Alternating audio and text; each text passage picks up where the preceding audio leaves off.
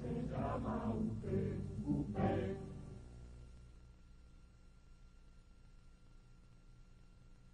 Yo te daré, patria hermosa, te daré una rosa, esa rosa se llama UP, UP.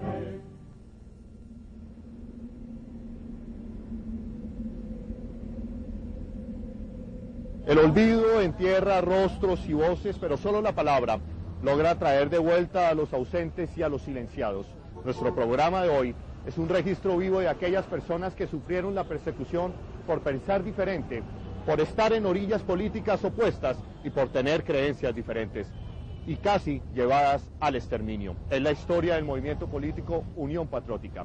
El vicepresidente Francisco Santos esta semana le dijo a todo el país que antes de terminar este gobierno, las víctimas y sus familiares serán reparadas, pero esas víctimas sobre todo exigen la verdad, la justicia y que este país tenga la memoria suficiente para no olvidar este pasaje trágico de la historia.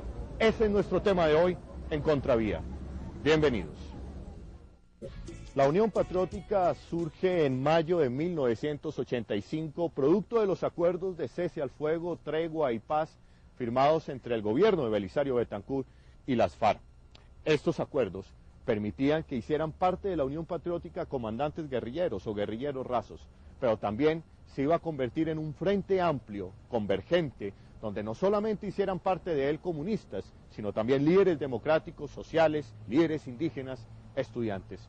Iba a ser el vehículo por el cual se iba a consolidar una salida negociada al conflicto armado que vive Colombia, pero sobre todo iba a ser el vehículo por el cual, una vez firmado un acuerdo de paz con las FARC, el movimiento insurgente, los guerrilleros, se iban a convertir a la política e iban a dejar las armas. En síntesis, la Unión Patriótica fue una esperanza. ¡Que viva la Unión Patriótica! ¡Que todos los mediocres gobernantes del Frente Nacional! ¡Que viva la Unión Patriótica! Para mí la Unión Patriótica era básicamente un puente entre la guerra y la paz.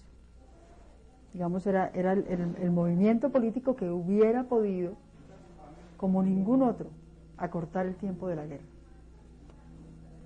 O sea, nos hubiéramos ahorrado muchísimos muertos si la decisión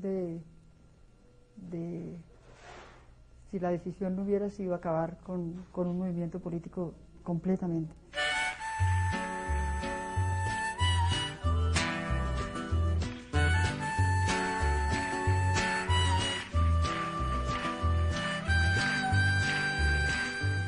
La Unión Patriótica se convierte entonces en la primera fuerza de izquierda que obtiene una amplia votación en las elecciones posteriores, y sobre todo creo que lo esencial y lo más importante es que logra dar una versión o una visión distinta de la política, es decir, 35 años del conflicto armado, y esta era la primera propuesta política que salía de la propia insurgencia.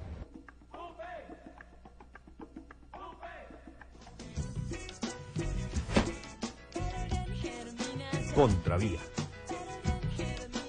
Ahora más que nunca en esta época. En sus primeras incursiones electorales en marzo y mayo de 1986, la UP tiene una inesperada acogida. Son elegidos 14 congresistas para Cámara y Senado, entre estos, 2 comandantes guerrilleros, 18 diputados para 11 asambleas departamentales y 335 concejales para 187 consejos. Es la más alta votación jamás alcanzada por un partido independiente o de izquierda en Colombia. Poco después, en mayo de ese mismo año, su candidato a la presidencia de la República, el exmagistrado y sindicalista Jaime Pardo Leal, alcanza más de 320.000 votos.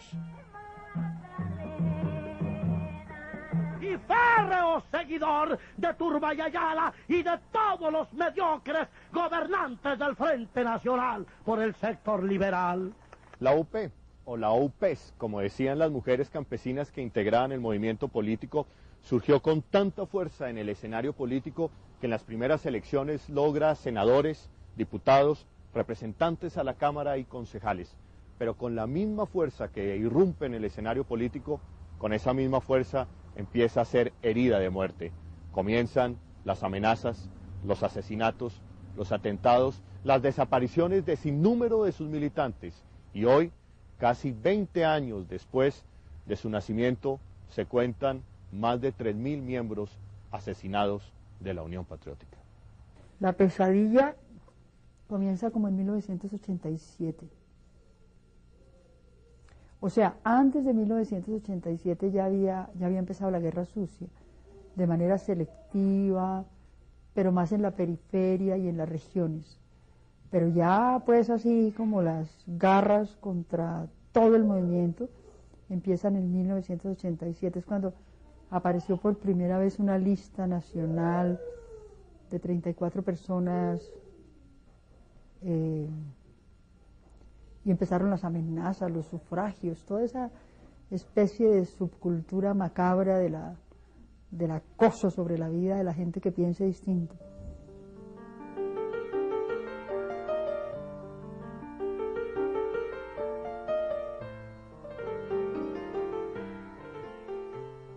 Esa pesadilla se tradujo en cifras concretas.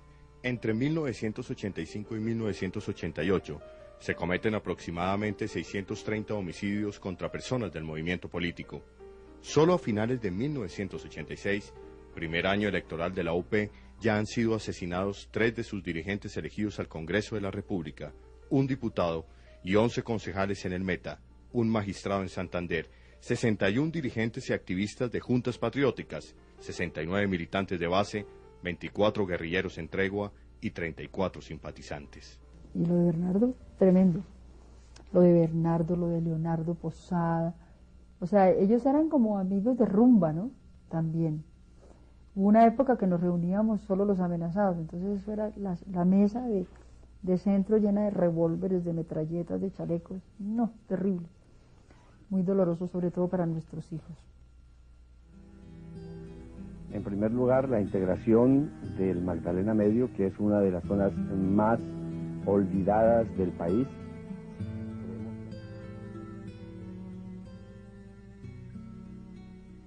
Íbamos a entrar a la casa cuando nos disparan por la espalda. Nos sorprende toda una ráfaga de pistola. Entonces yo apenas lo abracé, es que la reacción mía fue abrazarlo y decirle, Alirio, nos mataron. No, nada más se me vino a la mente y no es, Alirio, nos mataron. Yo iba con los escoltas porque ya había sido amenazada bastante.